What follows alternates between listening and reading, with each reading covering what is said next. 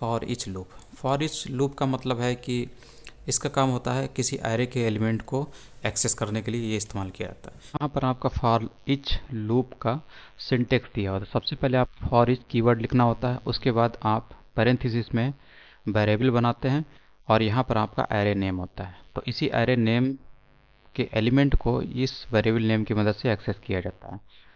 तो यहाँ पर वेरिएबल बनाया तो इसका आपको टाइप भी देना पड़ेगा, ठीक है। और ये जो टाइप है, ये टाइप जो है इस एरे के टाइप से मैच करना चाहिए, ठीक है। और यहाँ पर आपका इन कीवर्ड होता है जो कि सबसे इम्पोर्टेंट है। तो ये सिंटेक्स होता है। उसके बाद आपका यहाँ पर कोड होता है, जहाँ पर आप इस वेरिएबल नेम का कोई भी इस्तेमाल करना चाहते हैं तो आप यहाँ पे कर सकते हैं। तो देखते हैं इसके एग्जाम्पल को। तो देखिए एरे हम लोगों को आगे मिलेगा, लेकिन यहाँ पर एग्जाम्पल है तो पढ़ना पड़ेगा। तो देखिए एरे किस तरीके से बना हुआ है। तो यहाँ पर एरे का नेम है, ठीक है। और यहाँ पर एरे की बॉडी है, जहाँ पर आपको कर्ली ब्रेसेस में एरे के अंदर मौजूद एलिमेंट दिख रहे हैं जो कि सभी स्ट्रिंग के रूप में है, सभी डबल कोट में यानी स्ट्रिंग है। इसीलिए आप यहाँ पर स्ट्रिंग लिखते हैं, ठीक है। और ये एरे का सिंबल है। तो ये एक कम्प्लीटली लिटरल्स की मदद से एरे बनाने का तरीका होता है।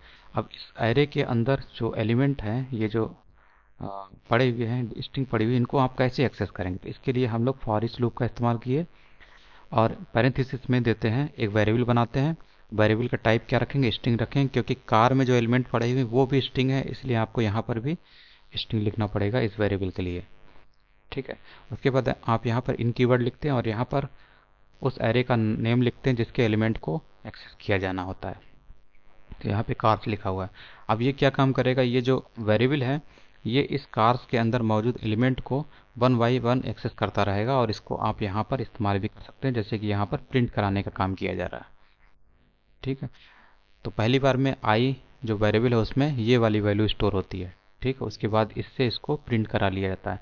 दूसरी बार में आई की वैल्यू, जब ये लूप चलता है तो दूसरी बार में बी एम डब्ल्यू इसमें वैल्यू स्टोर होती है आई में, ठीक है। तो यहाँ से प्रिंट कराते हैं तो बी एम डब्ल्यू आता है। ऐसे करके ये जो लूप है, फॉर ईच लूप है, इससे सारी वैल्यू एक्सेस हो जाती है। अब इससे फ़ायदा ये होता है कि यहाँ पर आपको कोई कंडीशन नहीं देनी है, ना तो आपको उसकी लूप की लेंथ को पता करने की ज़रूरत है कि इस फॉर लूप की लेंथ कितनी है, कितने एलिमेंट्स हैं। सीधे आपने यहाँ पर फॉर ईच का इस्तेमाल किया और सारे वैल्यू वहाँ पे एक्सेस कर सकते हैं।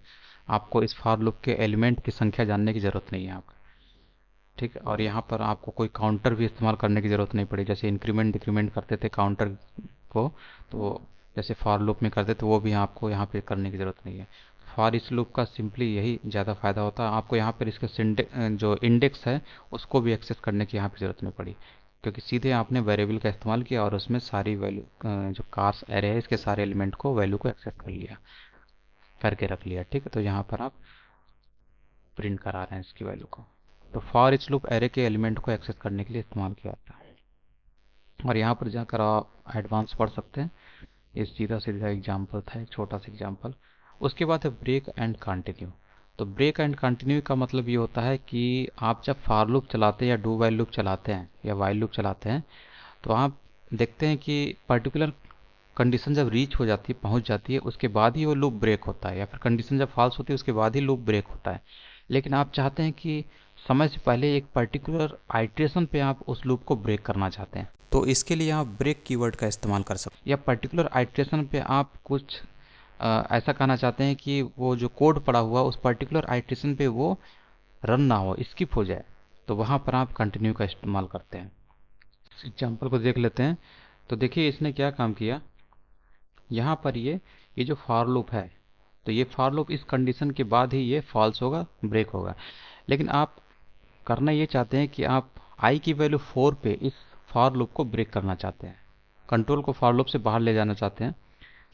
तो इसके लिए आप इफ ब्लॉक का इस्तेमाल करते हैं कंडीशन के साथ आई इक्वल टू 4, ठीक है। उसके बाद यहाँ पर आप इसको इसके अंदर लिख देते हैं ब्रेक कीवर्ड। तो ब्रेक कीवर्ड से क्या होता है कि ये फॉर लूप आपका ब्रेक हो जाता है, कंट्रोल बाहर चला जाता है फॉर लूप से। उसके बाद फॉर लूप के अंदर की चीज़ों को एग्जीक्यूट नहीं करता, ठीक है। तो यहाँ पे जैसे ही कंडीशन ये वैल्यू ट्रू होगी, ठीक है, वैसे ही आपका ये फॉर लूप ब्रेक हो जाता है। तो जैसे आप देखिए यहाँ पर कंट्रोल जब यहाँ पर आई की वैल्यू जैसे इतना मान लीजिए प्रिंट कर लिया, ठीक है।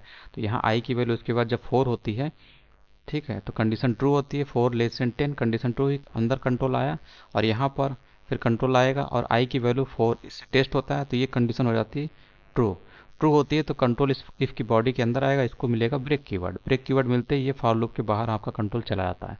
और उसके बाद क्या होता है कि आपको आई की वैल्यू जो है आगे प्रिंट होते हुए नहीं दिख रही है, क्योंकि फॉर लूप ब्रेक हो जाता है।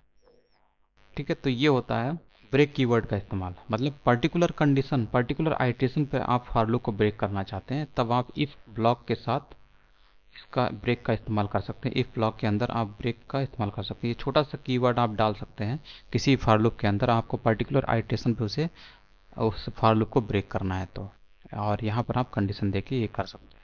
वहीं अगर आप चाहते हैं कि ये जो कोड है, ये वाला जो कोड है, ठीक है, ये कोड एग्जीक्यूट ना हो आई की वैल्यू जब 4 हो जाए, यानी फोर्थ जो फिफ्थ आइट्रेशन है, यानी कि आई की वैल्यू जब 4 होगी, तो वहाँ पर ये वाला कोड आपका एग्जीक्यूट ना हो, तो इसके लिए आप यहाँ पर कंटिन्यू लिख देते हैं, इस तरीके से लिख देते हैं।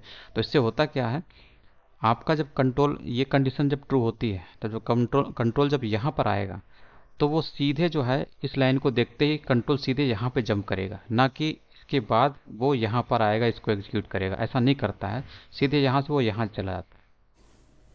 तो यहाँ पर जब कंट्रोल आता है तो आई की वैल्यू जो 4 थी उससे 5 हो जाता है, फिर यहाँ पे टेस्ट होता है 5<10 कंडीशन ट्रू हो गई, फिर से कंट्रोल यहाँ पर आता है, इसको एग्जीक्यूट करता है।